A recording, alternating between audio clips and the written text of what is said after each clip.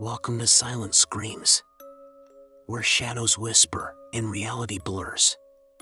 Tonight, we delve into a story that chills the spine and twists the mind, a tale from the edge of darkness, where even the bravest souls tremble. Sit back, but don't relax. The shadows might just be closer than you think. It started quietly. Too quietly. The lead up to one of the biggest boxing matches in history, Mike Tyson versus Jake Paul, was supposed to be filled with media frenzy, training montages, and endless speculation. But behind the cameras, in the dim corners of their separate worlds, something sinister was brewing. Mike Tyson, the legendary boxer with a history of ferocity and fearlessness, had always been known for his unshakable focus. Yet, during his training sessions for this fight, his focus began to falter. The first sign came late one night in his private gym, a state-of-the-art facility tucked away from prying eyes. The heavy bag, swinging steadily under the force of Tyson's punches, suddenly stopped mid-swing. He stepped back, his gloved hands frozen in place, eyes narrowing as if trying to pierce through the dimly lit room. The air grew thick, heavy, suffocating. His coach, standing by the corner, called out, "You all right, Mike?" Tyson didn't respond. Instead, he walked over to the bag, nudging it. It started swinging again, as if nothing had happened. But Tyson wasn't convinced. There had been a sound, faint but chilling, like a whisper. And it had come from the bag itself. Miles away, Jake Paul was facing his own strange occurrences. His training camp was set up in a sleek, modern facility near the woods, a stark contrast to the urban chaos he was used to. It seemed like a good idea at first, a place to focus, to hone his skills. But the peace didn't last. Late one night, Jake decided to review some footage of his sparring sessions. He sat alone in the video room, the glow of the screen casting sharp shadows on the walls. As the video played, he noticed something odd. In one frame, his sparring partner threw a punch, and Jake dodged expertly. But there was something in the corner of the screen, just for a split second. A figure, faint and shadowy, standing near the ropes. He paused the video and rewound it, leaning in closer. The figure was gone. "Maybe I'm just tired," he muttered, rubbing his eyes. But the unease settled deep in his gut. As he stood to leave, the lights flickered once, twice, and then went out completely. The darkness was suffocating, pressing against him like a living thing. He fumbled for his phone, the flashlight barely piercing the black void. A cold draft swept through the room, carrying with it the faint smell of something rotting. And then, a sound. Soft at first, but growing louder.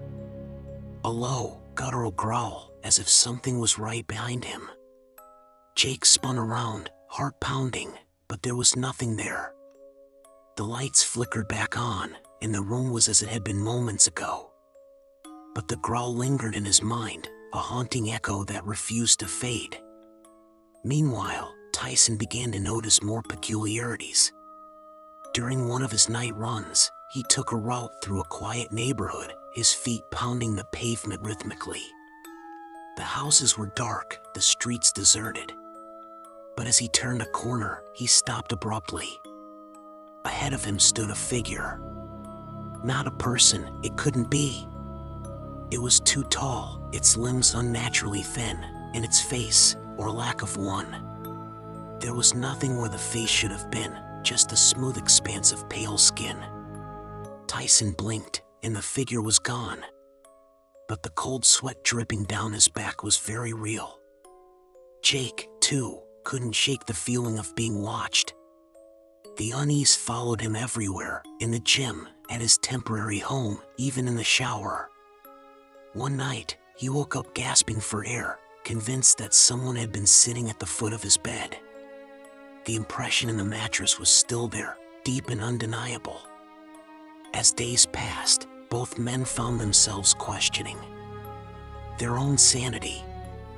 Tyson's coach noticed his growing irritability, the way his eyes darted to corners of the room where no one stood. Jake's team, meanwhile, couldn't ignore the bruises on his arms, scratches he couldn't explain. And then, there were the whispers. Faint, almost inaudible, but always there. In the locker room, during sparring, even in their dreams. Tyson's whispers were low, guttural, incomprehensible. Jake's were high-pitched, almost childlike, and always seemed to be calling his name. Both men, hardened by years of public scrutiny and grueling training, found themselves unnerved in ways they couldn't describe. The fight was approaching, but the real battle seemed to be with something unseen, something lurking just beyond the edge of reality. As the day of the match drew closer, the intensity of the phenomena escalated. Tyson woke up one morning to find his gloves shredded, the leather torn to ribbons as if by massive claws. Jake's team found strange symbols scrawled on the walls of the gym, symbols that hadn't been there the night before. Neither man spoke of their experiences, not to each other, not to their teams. But deep down, they knew. Something or someone was watching, waiting. And whatever it wasn't going to stop. The days leading up to the fight blurred into an almost surreal nightmare for both Tyson and Jake Paul. The events were no longer subtle or dismissible, they were escalating, violent, and utterly unexplainable. Every moment alone felt like stepping into the jaws of something dark and malevolent, and every shadow carried the weight of watching eyes. Tyson, a man who had faced the fiercest opponents in and out of the ring, found himself unable to sleep. His usually disciplined routine was crumbling. One night, he sat in his dimly lit living room, the flicker of a lone lamp casting uneven shadows on the walls. He had kept his television off, opting instead for silence, but the silence didn't come. A faint tapping started. At first, it seemed like rain against the window, but when Tyson turned to look, the window was dry. The tapping grew louder, more insistent, like fingernails drumming against glass. Slowly, he stood, his massive frame moving cautiously toward the source of the noise. His breath was steady, but his hands trembled slightly. He pulled back the curtain, and there was nothing. The street outside was empty, the kind of stillness that felt unnatural. He let out a breath, shaking his head, but as he turned back toward the room, he froze. Standing in the corner was a figure, hunched and cloaked in shadow. Its presence was suffocating, its outline blurry, as if it didn't belong in this reality. Tyson stared, his fists clenching instinctively. He stepped forward, ready to confront whatever it was. But in a split second, the figure was gone, leaving only a faint smell of decay in the air. Tyson stumbled back, his heart pounding. His eyes darted around the room, searching for any sign of the intruder, but the room was empty once again. Meanwhile, Jake Paul was unraveling. His team had grown increasingly concerned about his erratic behavior.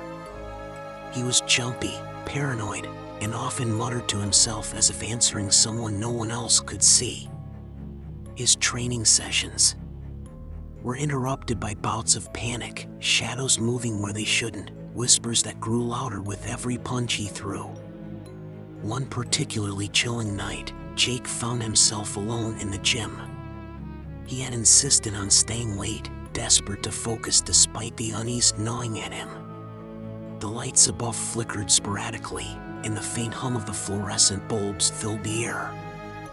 He wrapped his hands carefully, his movements mechanical, trying to ignore the oppressive stillness around him. The first sound came from the far corner of the gym, a low, dragging noise, like something heavy being pulled across the floor. Jake froze, his pulse quickening. "Hello," he called out, his voice wavering slightly. No answer. He stepped toward the sound, his sneakers squeaking faintly on the polished floor.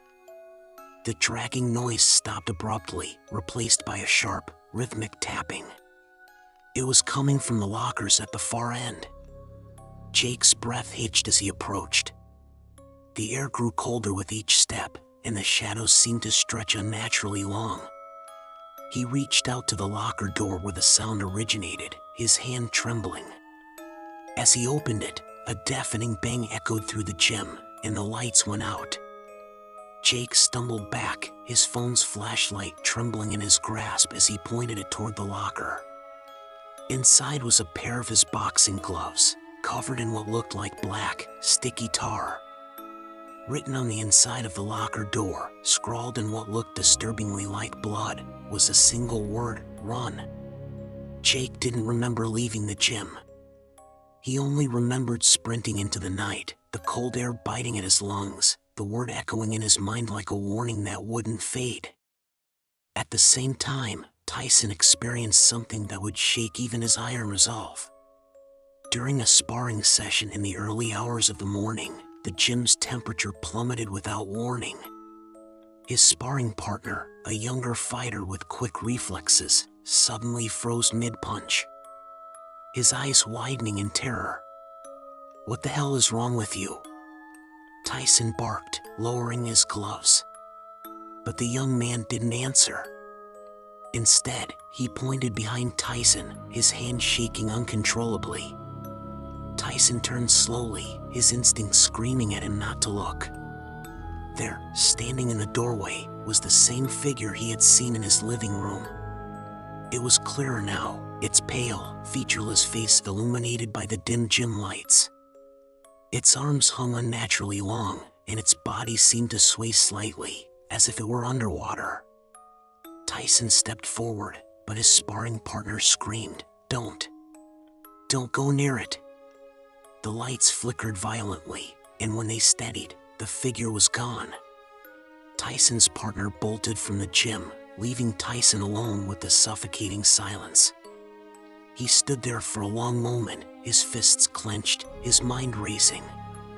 From that point on, both fighters were haunted not just by their fears, but by a growing certainty that something had latched onto them. Tyson began seeing the figure more frequently, always at the edge of his vision, always disappearing when he turned to confront it. Jake started hearing voices even when he wasn't alone, voices that called his name and whispered secrets he couldn't comprehend. The fight was fast approaching, but both men felt like they were fighting something far more dangerous than each other. Their encounters became more violent, more physical. Tyson woke up one morning to find deep scratches running down his arms, the wounds raw and stinging. Jake's team found him outside one night, staring blankly into the woods, his face pale and his hands caked in dirt. As the hours ticked by, the line between reality and nightmare blurred for both of them. They were being hunted, tormented, pushed to the edge of their sanity. And the more they resisted, the stronger their tormentors seemed to grow. Neither man knew what was waiting for them in the ring. But deep down, they both understood one thing: whatever was happening, it wasn't going to stop once the fight was over.